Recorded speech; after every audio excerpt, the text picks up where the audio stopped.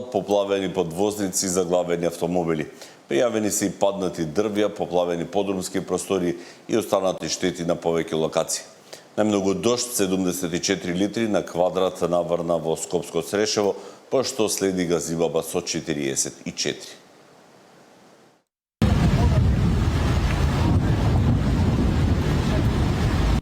Поплавени улици, куќи, подрумски простори. Сообраќајен хаос во главниот град предизвика на времето во попладневните часови.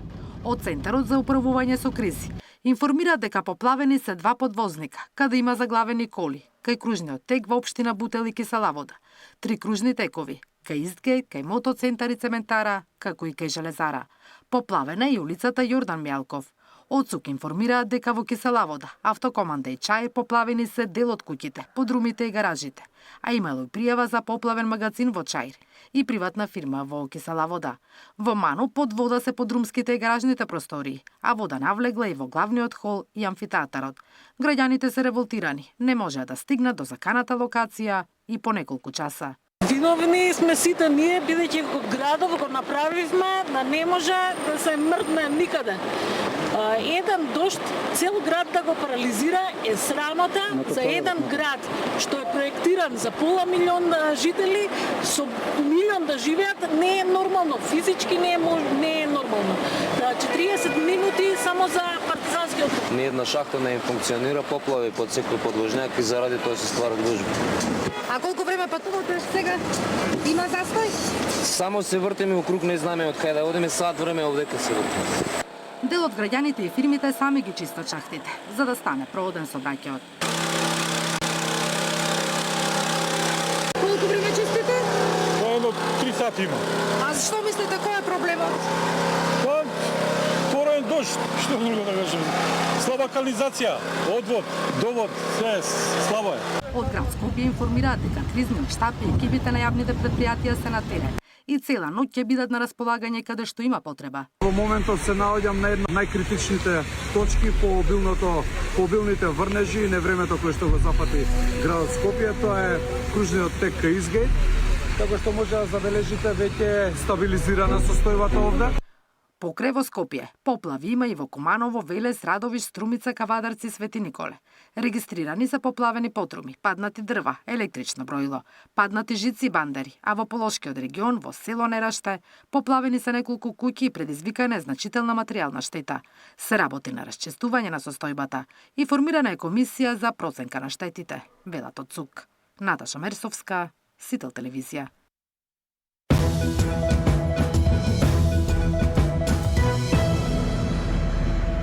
Без некои поголеми турбуленции во владеачката коалиција. Премиерот Мицковски ја комплетираше најавената владина реконструкција. Коалиционите партнери разменија повеќе ресори, а по собраниската процедура владата ќе добие неколку нови членови. Додека на мнозинството му се приклучи партијата на турците, која досега беше дел од коалицијата на ДУИ. Реконструкцијата на владата е заокружена, ресорите се поделени и познати се новите министри, а се укинува и функцијата вице-премиер за добро владење. Премиерот ги добил сите предлог имиња од коалиционите партнери и е задоволен од понудениот кадар. За мене се тие предлози сосема во ред и очекувам да имаме уште поуспешна работа во новиот состав на владата. Со поделбата на владиниот колоч ВМРО ДПМН ги презема ресорите здравство, каде е предложен актуелниот директор на Фондот за здравствено осигурување Сашо Клековски. Во социјална политика, демографија и млади позицијата ја зазема досегашниот заменик Ѓуко Велковски. Актуелниот министер за односи меѓу заедниците Иван Стојковиќ се сели во ресорот локална самоуправа, а оттаму Златко Перински застанува на чело на Фондот за здравствено осигурување.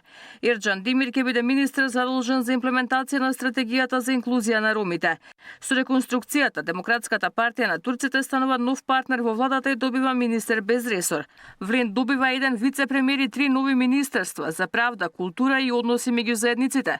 Беким Сали останува вице-премиер и министер за европски прашања. За култура и туризам е предложен досегашниот заменик Седат Сулејмани. Во Министерството за односи меѓу заедниците доаѓа Агон Ферати, а правда заминува во рацете на професорот Јетон Шосивари на местото на Игор Филков. Знам со Горан Минчев го задржува продолжува ресорот јавна администрација, а функцијата во правда ја заменува со министерска позиција во земјоделие, каде предлог е Борче Серафимовски, актуелен државен секретар. Од партијата задоволни од новата позиција. Некој, ако смета дека Министерството за земјоделие, шумарство и водостопанство не е битно министерство, мислам дека се лаже. Опозицијата оценува дека владината реконструкција е козметичка, а министерските фотелји се делат на истите лица. Се постава прашањето, имаат ли луѓето што се предлагаат ги задоволуваат ли критериумите? Дали се соодветно квалификувани за местата за кои што се предлагаат од оваа нова влада, повторно граѓаните нема да видат ништо.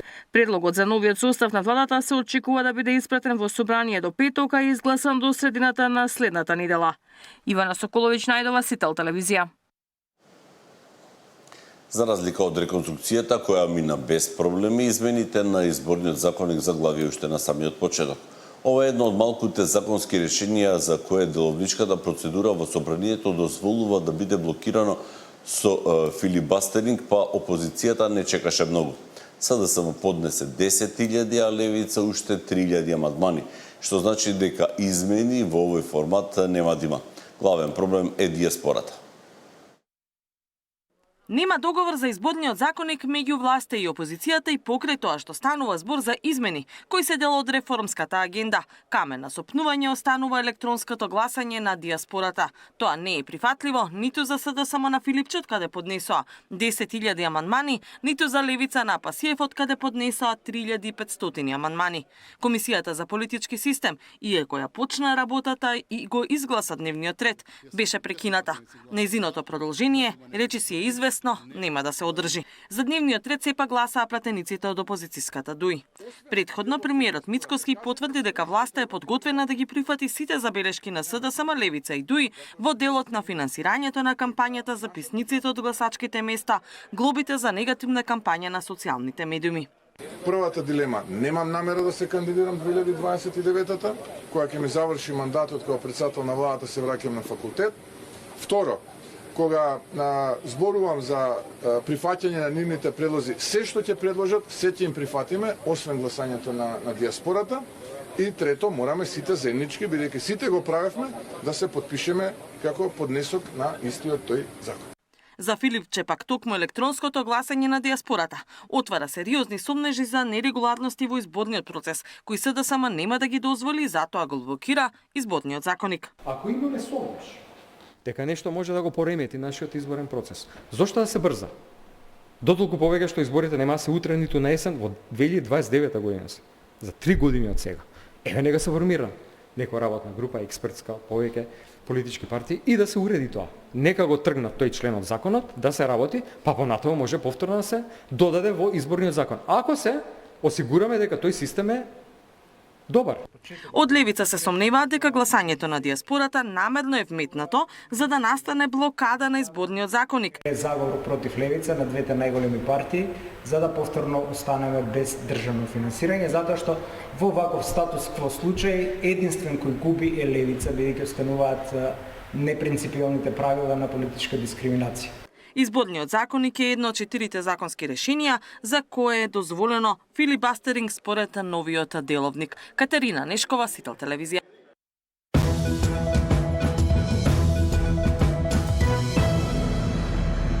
Но в случај на врсничко насилство, малолетни деца тепаат безпомошно девојче кое на колена ги моли да не го прават тоа.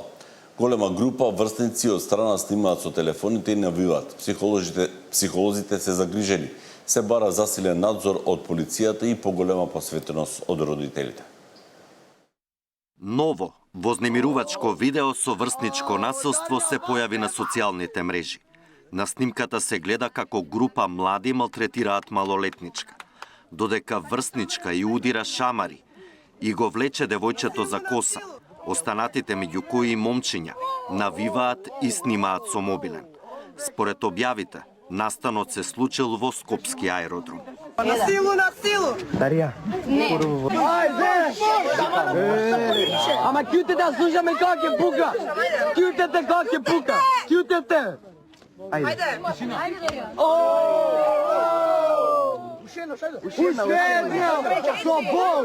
Од МВР информираат дека за случајот досега нема пријава во СВР Скопје.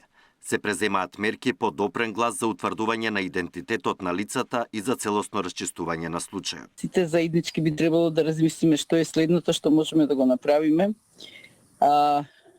Не е доволно само еден сегмент од општеството или од тоа функционирање да биде опфатен или да се прогласи за виновен само родителите или само наставниците и училиштата, само тие што треба да ги воспитуваат, него дека тие е една сложена, комплицирана интеракција од сите овие елементи, од тоа како социјално, економски, политички функционира целото наше општество. За да се намалат ваквите инциденти со меѓуврсничко насилство во населбите, како една од превентивните мерки е да се вратат полицајците позорникари, смета психологот. Пред 2 месеци за малтретирањето на 13-годишно девојче во Ѓорче, МВР поднесе кривични пријави за насилство на 4 малолетнички, но и за нивните родители.